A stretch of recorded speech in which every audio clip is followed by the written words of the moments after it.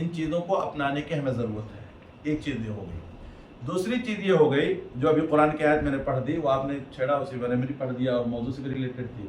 تو اللہ نے فرمایا وَقَضَىٰ رَبُّكَ أَلَّا تَعْبُدُوا إِلَّا إِيَّاهُ وَبِالْوَالِدَيْنِ إِحْسَانًا. جب ان کے اندر دینی مزاج پیدا ہوگا تو وہ بزرگوں کی قدر کریں گے. کس کی قدر کریں گے بھائی؟ بزرگوں کی. دو بزرگ دنیا میں ایسے گزرے ہیں، دو بزرگ دنیا میں ایسے گزرے ہیں جن کا احسان سب کے اوپر ہے.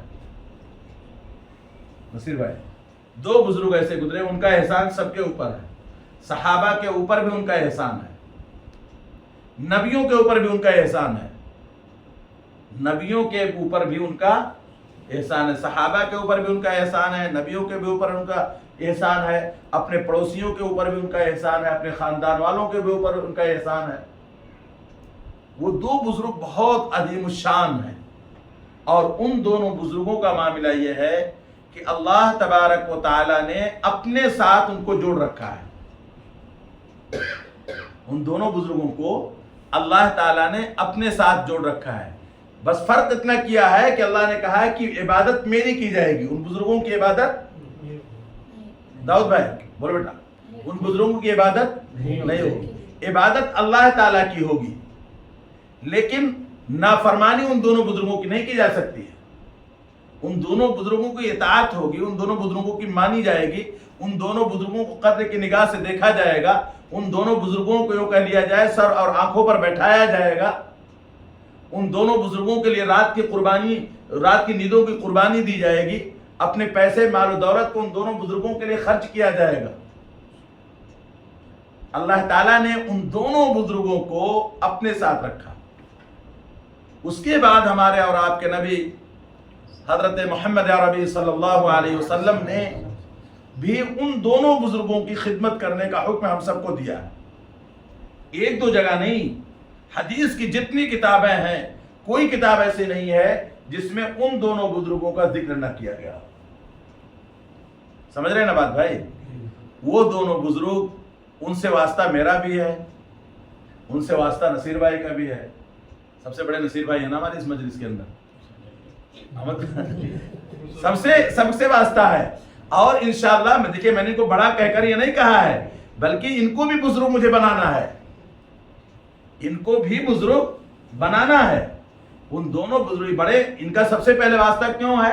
اس لیے کہ ہماری مجلس کے اندر یہ سب سے بڑے ہیں، اس وجہ سے نہیں. جو انسان بڑا ہے وہ سب سے پہلے ان دونوں بزرگوں کو دیکھتا ہے، اس کے بعد جو دوسرا آتا ہے، تیسرا آتا ہے، چوتھا آتا ہے، پانچواں آتا ہے. اور وہ دونوں بزرگ کون ہے بھائی؟ بول دے بھائی، والدین. ہے واسطہ کہ نہیں ہے؟ ان دونوں بزرگوں کا سب کے اوپر احسان ہے نا. آدم علیہ السلام کی بات نہ کیجئے گا، وہ تو آدم علیہ السلام کو اللہ تبارک تعالیٰ نے خاص قدرت سے پیدا کیا ہے. حضرت عیسیٰ علیہ السلام کو بھی سامنے رکھیے گا، اگرچہ ان کے ساتھ میں ایک ہی بزرگ کا تعلق ہے، لیکن وہ دونوں بزرگ ایسے ہیں کہ جن کا سارے امت پر احسان ہے. کوئی ان کے احسان سے نکل نہیں سکتا ہے، چاہے ڈاکٹر ہو، انجینئر ہو، پروفیسر ہو، لویر ہو، چھوٹا ہو، بڑا ہو، امیر ہو، غریب ہو، بادشاہ ہو، رعایا ہو، حافظ ہو، عالم ہو، قاری ہو، مفتی ہو، فقیہ ہو، مجتہد ہو، کتنا بڑا ارب پتی کھرب پتی کوئی ہو، سب کے اوپر ان دونوں بزرگوں کا احسان ہے.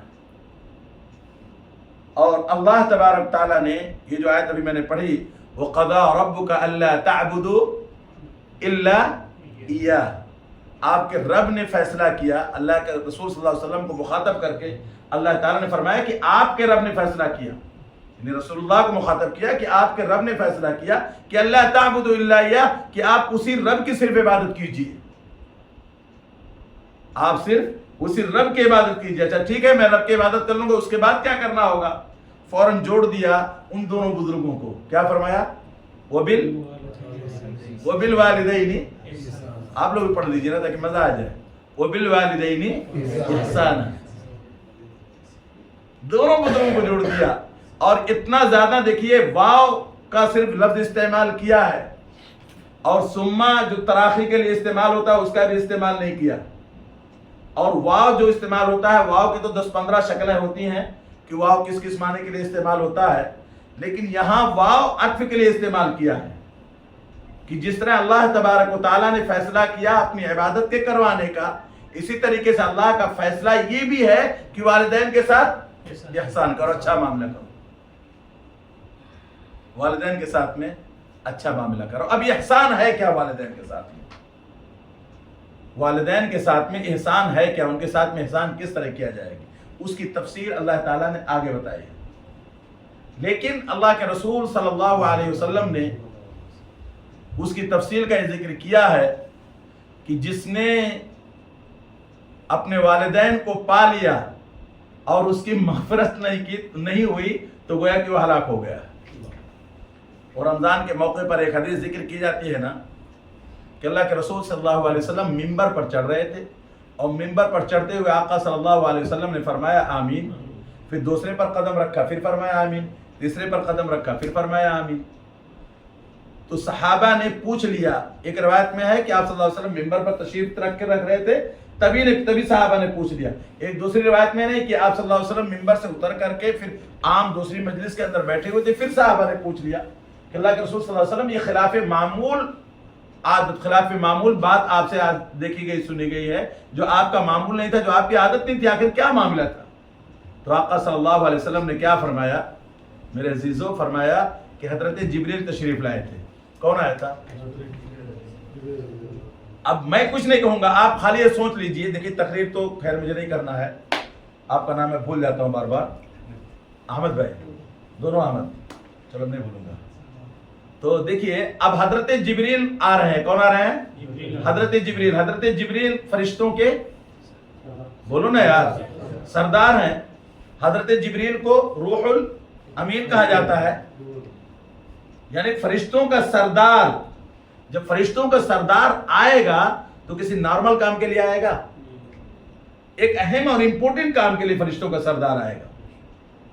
تو سید الملائکہ حضرت جبریل علیہ السلام، فرشتوں کا سردار سید الملائکہ، کن کے پاس آ رہے ہیں؟ کس کے سردار؟ سید الانبیاء، نبیوں کے سردار کے پاس۔ سید الملائکہ سید الانبیاء کے پاس تشریف لا رہے ہیں۔ اب سید الملائکہ جو ہے وہ دعا کر رہے ہیں، اور سید الانبیاء ان کی دعا پر آمین کہہ رہے ہیں۔ دعا بھی کہہ لیجئے، بد دعا بھی کہہ لیجئے۔ تو اب بتائیے دعا قبول ہوگی کہ نہیں ہوگی؟ ان سے بڑا اور کون ہو سکتا ہے؟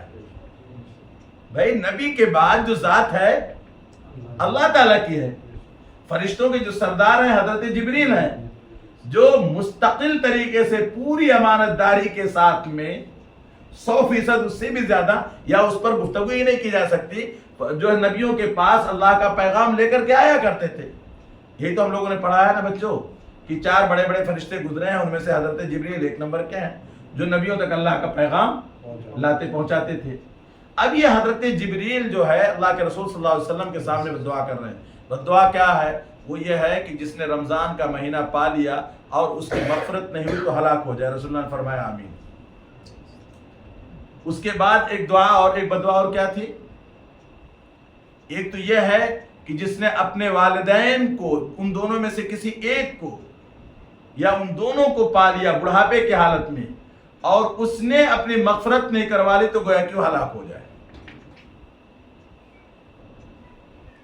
سمجھ رہے ہیں نا بات؟ تو اب یہ پتا چلا کہ یہ دونوں بزرگ میرے عزیز بہت اہم ہیں۔ یہ دونوں بزرگ اگر مل گئے تو ان سے جنت مل سکتی ہے، اور ان ساری عبادت اور سارے کام کا مقصد جنت ہی ہوتا ہے، کیونکہ سیدھا سیدھا قرآن فرماتا ہے کل نفس ذائقۃ الموت وانما توفون اجورکم یوم القیامہ فمن زحزح، کہاں سے آئی صاحب؟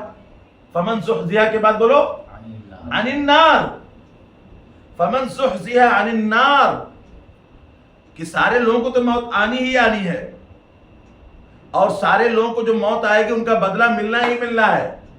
وَإِنَّمَا تُوَفَّوْنَ أُجُورَكُمْ يَوْمَ الْقِيَامَةِ، قاری صاحب نے بتایا کہ عالم آخرت تُوَفَّوْنَ أُجُورَكُمْ يَوْمَ الْقِيَامَةِ، قیامت میں اس کا بدلہ ملے گا ہی ملے گا، کنفرم ہے۔ اور کتنا ملے گا؟ ذرہ برابر اللہ تعالیٰ کمی زیادتی نہیں کرے گا. قطمیر کا لفظ آیا, اور وہ جو ہے کھجور کی جو گٹلی ہوتی ہے اس کے اندر جو بیچ میں باریک دار دھاگا ہوتا ہے, اتنا ذرہ برابر بھی اللہ تعالیٰ ظلم نہیں کرے گا, پورا بدلہ دے گا. لیکن اصل کامیاب کس کو ہوگی؟ صرف بدلہ ملنے سے کامیابی نہیں مل جائے گی, بلکہ فمن زحزح عن النار جس کے ساتھ ہوگا کہ وہ جہنم کے دروازے پر کھڑا تھا, اس کو کھینچ کر کے کنارے کر دیا گیا. زحزح کا ترجمہ تو نہیں کر سکتا صحیح انداز میں, لیکن اس کو یہی ہے کہ اس کو جھٹک کر کے زبردستی کھینچ کر کے دور پھینک دیا گیا کہ بھائی اس میں کہیں گر نہ جائے, اور اس کے بعد پھر پھینک کر کے اسے چھوڑ نہیں دیا گیا. وَأُدْخِلَ الْجَنَّةَ فَقَدْ فَازَ. تو کامیابی تو اصل یہی ہے کہ بندہ جنت الفردوس کے اندر داخل ہو جائے, یہی اس کا مقصد ہے, یہ اس کی غایت ہے, اس کا ہدف ہے. اور والدین جس کو مل گئے وہ جنت میں داخل ہونے کا ذریعہ ہے. اس وجہ سے فرمایا نا الجنت تحت اقدام الامہات, کہ جنت ماؤں کے قدموں کے نیچے ہے. باپ کا بھی درجہ ہے, باپ جنت کا دروازہ ہے, لیکن الجنت تحت اقدام الامہات سیدھا فرمایا. رسول اللہ صلی اللہ علیہ وسلم کے پاس یمن سے ایک صحابی آئے اور کہا اللہ کے رسول صلی اللہ علیہ وسلم, میں آیا ہوا ہوں, جہاد کرنا چاہتا ہوں, آپ مجھے جہاد کرنے کی اجازت دے دیجیے. مسلم کی روایت ہے. رسول اللہ صلی اللہ علیہ وسلم نے فرمایا کہاں سے؟ یمن سے آیا. اچھا تم وہاں کسی کو چھوڑ کر آئے؟ یہ پوچھا, یہ نہیں پوچھا کس کو, پہلے بولا وہاں کسی کو چھوڑ کر آئے ہو؟ جی ہاں, میں نے اپنے والدین کو چھوڑا ہے. ابوایا کا لفظ وہاں استعمال کیا ہے کہ ترکت ابوایا, کہ میں نے اپنے والدین کو وہاں چھوڑ دیا ہے. تو اللہ کے رسول صلی اللہ علیہ وسلم نے کہا کہ ان سے اجازت لی ہے؟ کہا نہیں, اللہ کے رسول صلی اللہ علیہ وسلم جہاد کے لیے کیا اجازت لینی ہے؟ کہا جا اور پہلے ان سے اجازت لے کر کے آ. اگر وہ اجازت دے دیتے ہیں تو چلے آنا, اگر وہ اجازت نہیں دیتے ہیں تو انہیں کی خدمت کر کے جہاد کرتے رہنا. حضرت اویس قرنی رحمت اللہ علیہ کے بارے میں سب نے سنا ہے, رضی اللہ تعالیٰ عنہ وارضاہ. سنا ہے کہ نہیں سنا ہے سب نے؟ اللہ کے رسول صلی اللہ علیہ وسلم سے ملاقات کیوں نہیں ان کی ہو پا رہی؟ وجہ کیا تھی؟ وجہ کیا تھی بتاؤ کوئی؟ جی, ماں کی خدمت میں مصروف تھے, اپنی والدہ کی خدمت میں مصروف تھے. رسول اللہ صلی اللہ علیہ وسلم کا زمانہ پانے کے باوجود رسول اللہ صلی اللہ علیہ وسلم کی مجلس کے اندر حاضر نہیں دے پا رہے ہیں, ماں کی خدمت میں جو ہے مشغول ہے. رسول اللہ صلی اللہ علیہ وسلم دنیا سے جاتے صحابہ کو مخاطب کر کے فرماتے ہیں کہ اگر تم میں سے کسی کو عبداللہ ابن عامر القرنی مل جائیں, اویس قرنی اگر وہ مل جائیں تو ان سے دعا کروا لینا, اور ان کی دعا اللہ تبارک تعالیٰ کے ہاں قبول ہو جائے گی. حضرت عمر بن خطاب رضی اللہ تعالیٰ عنہ کے بارے میں لکھا ہے کہ اس زمانے میں یمن سے ایک قافلہ بڑا آیا حج کرنے کے لیے, مکہ مکرمہ آیا. اس زمانے میں جب مکہ مکرمہ حج کے لیے قافلہ آیا تو حضرت عمر کو پتہ چلا, اور جا کر کے وہاں جو ہے ان سے دریافت کرنے لگے, پوچھنے لگے کہ انتم من وین؟ نحن من یمن. اچھا یمن سے آئے ہوئے ہو, اچھا کس قبیلے سے ہو؟ تو قرن والا قبیلہ کا ذکر فرمایا کہ فلاں قبیلے سے ہیں. اچھا تم میں سے فلاں کون آدمی ہے؟ تو سب نے فرمایا کہ آپ ان کو کیوں ڈھونڈ رہے ہیں, وہ بندہ ہمارے درمیان میں نہیں ہے. کہا کہاں ہے؟ آیا ہے, کہاں ہے؟ ارے وہ تو اونٹ چرا رہا ہے عرفات کے میدان میں. حضرت عمر رضی اللہ تعالیٰ عنہ, ایک روایت میں ہے مورخ لکھا کہ حضرت علی کے ساتھ میں ان کے پاس گئے اور جا کر کے ان سے پوچھا کہ تم کون ہو, تم یہ ہو؟ انہوں نے بتایا کہ ہاں میں فلاں ہوں. تو حضرت عمر نے کہا کہ دعا کرو ہمارے لیے. مصلی بچھا کے بندہ نماز پڑھنے کا دعا کرو. وہ چونکہ مجھ سے دعا کروا رہے, کہا ہاں آپ ہی سے دعا کروا رہا ہوں. تم اویس قرنی ہو؟ ہاں تم اویس قرنی. دعا تم کرو ہم لوگوں کے لیے. کس چیز کی دعا کرنی ہے؟ دعا کرو اللہ ہماری مغفرت فرما دے. تو والدین کی خدمت کا بڑا اعلیٰ مقام ہے. اللہ تبارک تعالیٰ نے ایک دو نہیں, قرآن کریم کی متعدد آیتوں میں, ایک دو آیتیں, بہت ساری آیتیں ہیں جس میں اپنے ساتھ میں ان والدین کو جوڑا ہوا ہے. انہی میں سے ایک آیت جو میں نے پڑھی ہے, فرمایا وَقَضَىٰ رَبُّكَ أَلَّا تَعْبُدُوا إِلَّا إِيَّاهُ وَبِالْوَالِدَيْنِ إِحْسَانًا إِمَّا يَبْلُغَنَّ عِندَكَ الْكِبَرَ أَحَدُهُمَا أَوْ كِلَاهُمَا فَلَا تَقُل لَّهُمَا أُفٍّ. والدین کے ساتھ احسان یہ کرنا ہے کہ اگر ان دونوں میں سے کوئی ایک بڑھاپے کو پہنچ جائے, اور بوڑھا ہونا یہ سب کو, ہر انسان کو ہونا ہے, بڑھاپے کو پہنچ جائے اور پھر ان سے کچھ کمی زیادتی ہو، کیونکہ بڑھاپے میں انسان سے کمی زیادتی ہوتی ہے. اسے تو قرآن نے فرمایا اما یبلغن عندک الکبر احدہما او کلاہما، وہ دونوں آپ کو بڑھاپے میں مل جائے، یعنی ان میں سے کسی کا انتقال نہ ہو گیا ہو، یا ان میں سے کسی کا انتقال ہو گیا ہو، ان میں سے کسی ایک ہی کو آپ نے بڑھاپے کی حالت میں پا لیا. اب جب بڑھاپے کی حالت میں آپ کو مل گئے والدین، تو معاملہ یہ ہے کہ کمی زیادتی کچھ نہ کچھ ہوگی.